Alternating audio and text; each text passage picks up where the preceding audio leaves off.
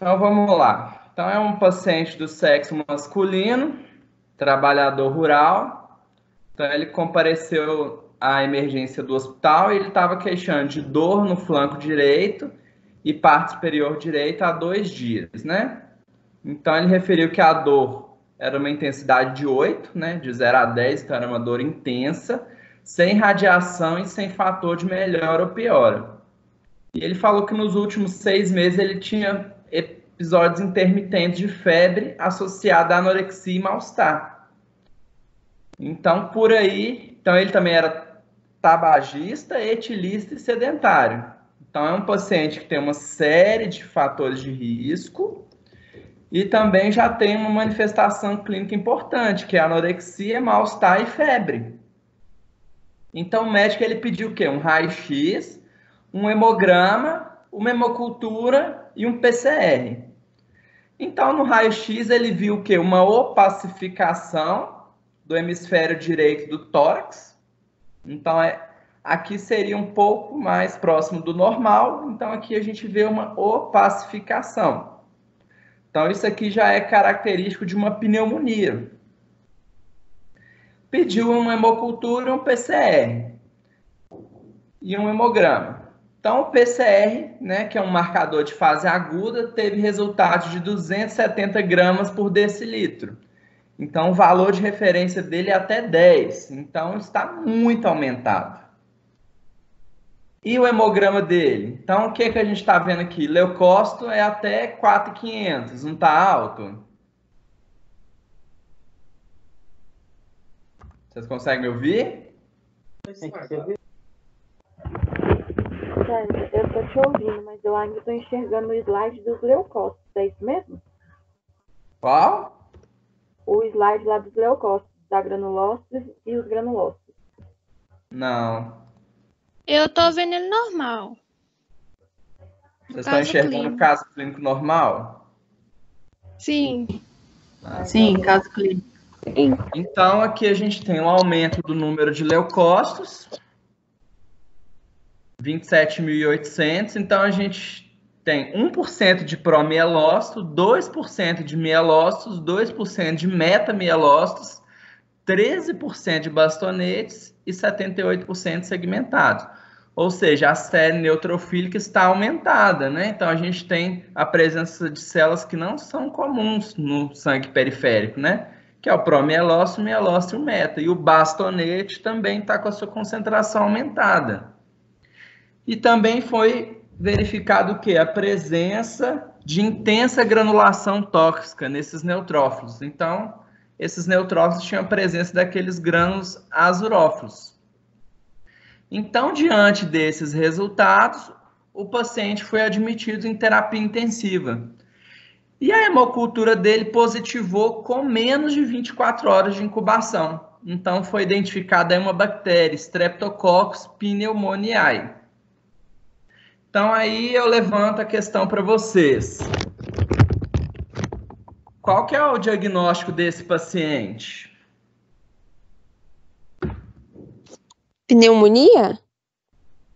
Só pneumonia? Porque parece que a bactéria que gerou essa resposta, não foi não? Sim. Então a gente tem aqui primeiro fato, né, que ajuda a gente. César. Oi? E ele, anemia Tuberculose? Não, foi identificado uma bactéria, ó, Streptococcus pneumoniae, que é uma bactéria. Tuberculose? Não. Isso aqui é uma bactéria, mas não é causadora da tuberculose. Então, esse paciente, ele está com uma pneumonia, de fato, né? Então, a gente vê essa opacificação aqui do hemisfério direito do tórax. Casando aí com o resultado de PCR, que é um marcador de fase aguda. Então, esse paciente, ele está muito grave. Então, ele tem quase 80% do tórax comprometido por uma pneumonia. Só que o médico solicitou uma hemocultura, não foi? Uhum. Então, essa hemocultura, ela veio positiva. Então, a hemocultura, ela é o quê? A cultura do sangue. Então, a gente coloca o sangue nesse balãozinho aqui, coloca dentro de um aparelho e lá esse sangue ele vai ficar em incubação. Então, foi identificada essa bactéria aqui, ó. Ela positivou com os cocos gram-positivos e foi identificada. Então, esse paciente, ele não só está com uma pneumonia, mas ele está o quê? Com choque séptico de origem pulmonar. Então, ele teve primeiro a pneumonia, então ele não curou dessa pneumonia e essa bactéria caiu na corrente sanguínea. É, porque já tá na corrente no sangue, né? Isso. Então, ele tem um choque séptico de origem pulmonar. Então, diante desse hemograma aqui, né? Qual que é a causa desse desvio à esquerda? Não entendi a pergunta. Qual que é a causa? Quando a gente tem um aparecimento de linhagens imaturas, né, chamado de desvio à esquerda, Uhum. então, qual que é a causa desse desvio à esquerda aqui? A bactéria, porque é neutrófilos ou leucócitos que vão tentar combater, né? A bactéria. Exatamente. Então, esse paciente, ele teve uma reação inflamatória, né? Então, ele tem uma infecção, ativou o quê? Neutrófilo. Então, esse aumento do número de neutrófilos aqui é devido à presença da bactéria. Não só no pulmão, como no organismo todo. Então, o hemograma ele é extremamente importante para o médico. Porque, às vezes, ele vai sair primeiro que um raio-x, com certeza primeiro com hemocultura. Então, com isso aqui... muito grande de neutrófilo, aí por isso que encontrou os imaturos. Então, com isso aqui, o médico já consegue ver que tem alguma coisa acontecendo ali. Então, o paciente tem uma global muito alta e um desvio à esquerda. Então, esses fatores aqui já levam ele, né, associados com a anamnese, né, febre, anorexia, a pensar num processo infeccioso bacteriano. Então, depois casa tudo, né? Vem o raio-x para ajudar, vem o PCR, que é uma de fase aguda. Só te perguntar uma coisa. Esse desvio à esquerda é devido a essas células, de mielócitos, metamielócitos, bastonetes. Exato. E não seria normal, né, de estar ali no sangue. Não é normal.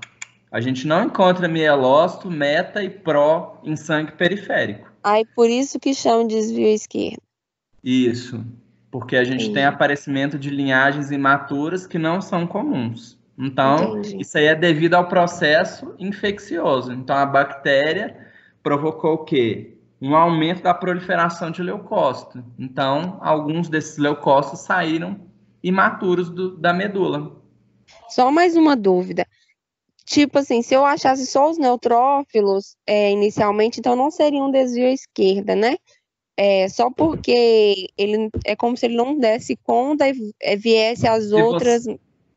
Se você tivesse 90, aqui ele juntou tudo, né? 91. Se você tivesse 91 neutrófilos e 0 de bastão, 0 de meta, 0 de mielócito, 0 de pró e mieloblasto, ele tem uma neutrofilia sem desvio. Entendi. Então, essa é a diferença. Desvio é quando você tem a célula imatura. Entendi. Então, a neutrofilia com desvio. Já veio as prematuras para ajudar, né? Oi? É como se ele não tivesse dado conta da bactéria, aí viesse as prematuras para ajudar. Ou isso, não tem nada a ver. Porque é um processo mais intenso, entendeu? É um marcador prognóstico. Então, é tão intenso que a medula ela tá o quê? Hiperproliferativa e essa célula não teve tempo de maturar, então ela saiu imatura. Entendi. Ou seja, então, se o normal é até 4.000, então ele aumentou 5 vezes a produção, né? Então a medula teve que trabalhar muito mais, mesmo assim, algumas células saíram imaturas. Entendi. Entendeu? Entendi. Então, basicamente é isso. Então, agora a gente vai falar sobre os mononucleares, que são os agranulócitos. Então, são as células mononucleares, então elas são produzidas e maturadas na medula óssea, com exceção do linfócito T, que é maturado lá no timo. Então, entre os agranulócitos, a gente tem os linfócitos e os monócitos. Então, aqui a gente tem um linfócito, aqui a gente tem um monócito.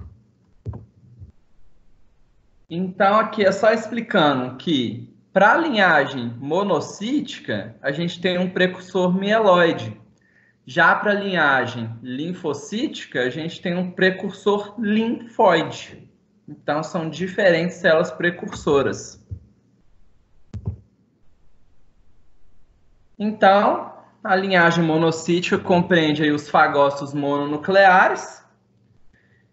E essas células elas têm capacidade de fagocitar e também têm lisossomas bem desenvolvidos, que são usados o quê? Para digestão de micro-organismos.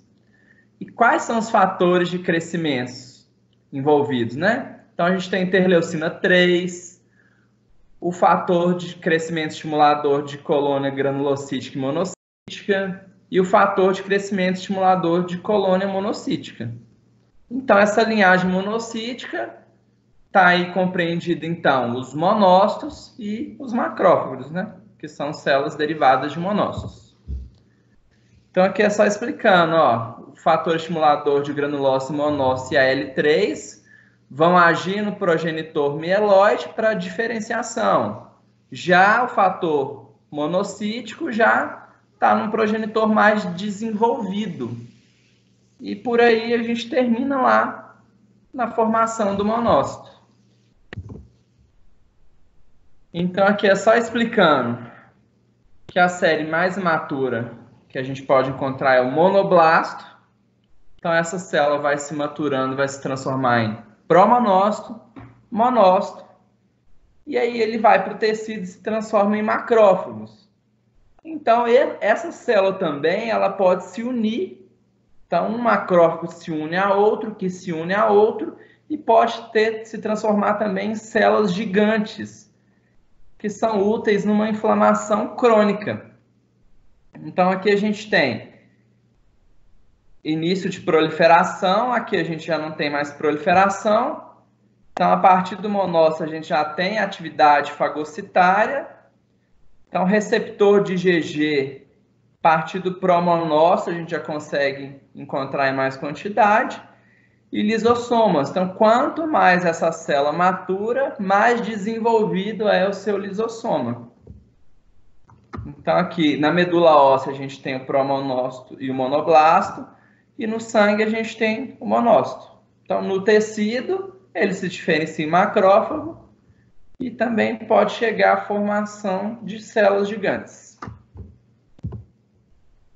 Então, o monoblasto, ele tem um citoplasma basofílico, então ele é azulado, e tem a cromatina frouxa com nucleolos visíveis. Então, a gente tem um nucleolo aqui, outro aqui e mais um aqui. Já o promonócito tem um citoplasma menos basofílico, ou seja, ele é um pouco mais claro, e já não tem nucleolo visível, mas a cromatina ainda é frouxa. Então, se a gente for olhar, o que diferencia basicamente um do outro é a cor do citoplasma, que fica um pouco mais clara no promonócito, e a ausência de nucleolos.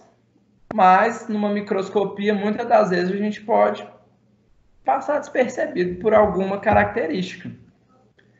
Já o monócito, ele tem a cromatina frouxa, tem uma forma variável, ou seja, ele é pleomórfico.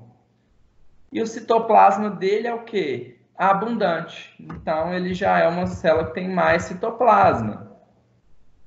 E ele é corado por cinza ou azul claro, acinzentado.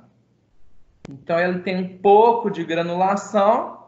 Então, a gente pode ver ou não vacuolização citoplasmática, dependendo aí do estado que essa célula se encontra. Então, se ela está ativa e fagocitando, a gente vai ver a presença de vacuolização. E ele tem um núcleo oval ou indentado, que é em forma de feijão. Então, esse monócito, quando ele vai para o tecido dele, se diferencia em macrófagos e, posteriormente, em células gigantes. Então, eles são a primeira linha de defesa do organismo contra parasitas intracelulares, como, por exemplo, bactérias intracelulares, como Mycobacterium leprae, tuberculoses e também salmonela. Mas também é útil na defesa contra fungos intracelulares, como, por exemplo, Cryptococcus neoformas e Paracoccidioides brasiliensis. Também protozoários como Toxoplasma gondii. E os monócitos e macrófagos também funcionam como células apresentadoras de antígenos. Ou seja, é uma célula que vai fagocitar um micro-organismo, vai expor ele para outras células reconhecerem esse micro-organismo e amplificarem aí a resposta imune. E outra função é a reparação tecidual. Então, a gente tem um perfil de macrófagos, que é o alternativamente ativado, que ele faz o quê? Reparo tecidual. Então, ele produz o quê? Tecido conjuntivo. Então, ele é muito útil em casos cicatriciais. Então, o aumento do número de monócitos circulantes em sangue periférico é chamado de monocitose. Então, quais são as causas? Inflamações, infecções e neoplasias.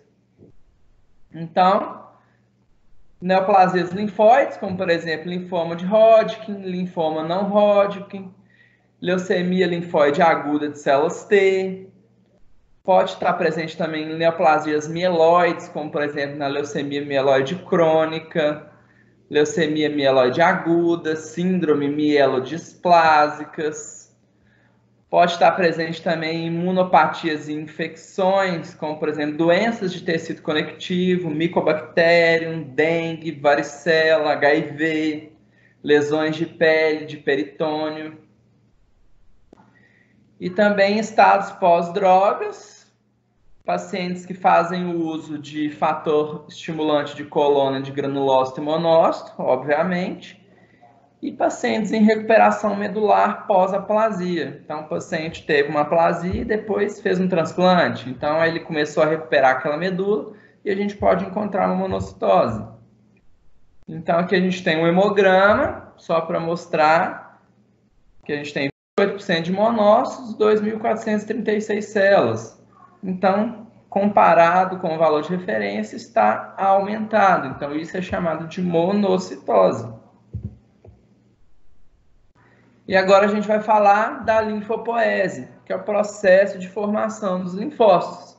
Então, quais linfócitos que a gente tem? Né? O linfócito B, linfócito T e o linfócito NK, que é chamado de célula natural killer. Então, a gente tem um precursor linfóide em comum que vai dar origem a esses três tipos de linfócitos. Então, só explicando aqui rapidinho para vocês, nós temos órgãos linfóides primários, que é onde os linfócitos vão expressar pela primeira vez os receptores antigênicos. Então, é onde essas células vão se maturar. Então, quais são os exemplos de órgãos linfóides primários? Medula óssea e timo. Já os secundários são os locais onde ocorrem as respostas imunes aos antígenos. Então, são os linfonodos, o baço e o tecido linfóide associado a mucosas e à pele. Então, aqui a gente tem um esquema mostrando o timo, né? Próximo ao coração. Os vasos linfáticos, então a gente tem inúmeros linfonodos espalhados pelo corpo. E a medula óssea está lá no interior dos ossos longos. Então, explicando detalhadamente a linfopoese, então a gente tem uma célula-tronco que vai se diferenciar no precursor linfóide, que vai se diferenciar em um linfoblasto, seguido de prolinfócito, linfócito. Então, esse linfócito ele pode se diferenciar em linfócito B, NK e T. E o linfócito B, quando ativo, ele se diferencia em um plasmócito. Então, os linfócitos T são maturados no timo. Então, lá ele recebe o TCR, que é o receptor de células T, mais os antígenos CD.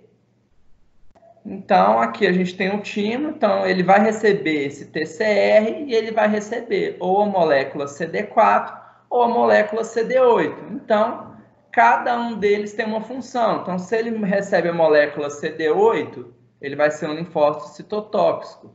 Se ele recebe uma molécula CD4, ele vai se transformar num T helper, que é chamado de linfócito T auxiliar. Já os linfócitos B são maturados lá na medula óssea, então a maturação deles se dá através da expressão intracitoplasmático e membranar da cadeia pesada da imunoglobulina. Então, a cadeia pesada é a região constante. Então, ele sai da medula e lá nos órgãos linfóides, ele vai o quê? Aprimorar essa estrutura e vai formar o quê? Os anticorpos. Então, a gente tem IgM, IgG, IgA e IgE. E o IgD. O IgD é um anticorpo transmembrana. Então, o linfoblasto tem um núcleo redondo e presença de nucleolos evidentes. Então, a gente vê que tem nucleolo evidente. A cromatina dele é frouxa, então a gente pode ver que essa célula não tem um núcleo tão escuro. E o citoplasma é basofílico.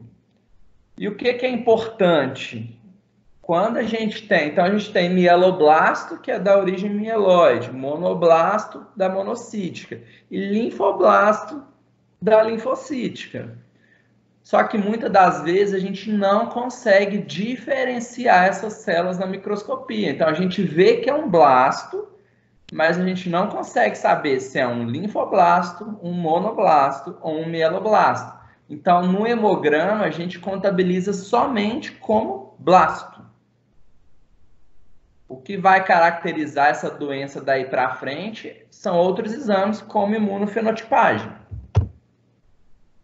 Já o prolinfócito tem um núcleo redondo, com nucleolo evidente. Ele é uma célula um pouco menor do que o linfoblasto. E a cromatina ela já começa a condensar, então o núcleo já fica um pouco mais escuro.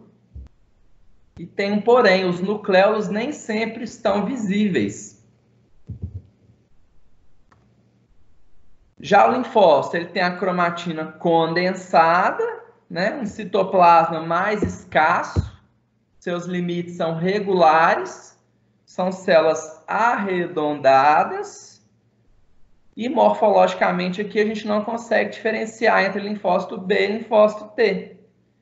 E a gente tem o quê? Tanto pequenos quanto grandes linfócitos. Então, aqui a gente tem um pequeno linfócito, aqui a gente tem um grande linfócito.